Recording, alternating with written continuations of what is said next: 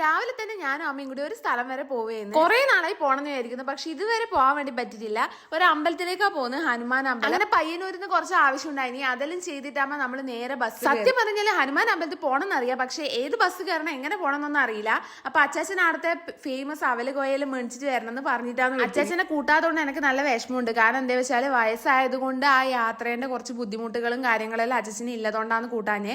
പണ്ട് ചെറുപ്പത്തിലില്ലേ അച്ഛൻ്റെ അനുഭവങ്ങളിൽ, അച്ഛൻ്റെ ഒപ്പം പോയ അനുഭവങ്ങളിൽ എന്നോട് പറഞ്ഞേരം എനിക്ക് ഇവിടെ പോകണം തോന്നി. അങ്ങനെ ഞാൻ ഇവിടെ വന്നതാണ് വെക്കേഷൻ സമയത്ത്.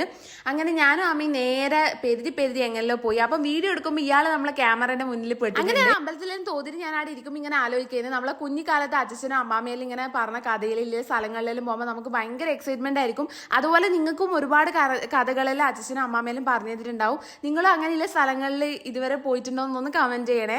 അപ്പൊ അവല് കോയാലും കിട്ടിയപ്പോൾ അച്ഛന് ഭയങ്കര സന്തോഷമായി. വീഡിയോ ഇഷ്ടപ്പെട്ട ചാനൽ സബ്സ്ക്രൈബ്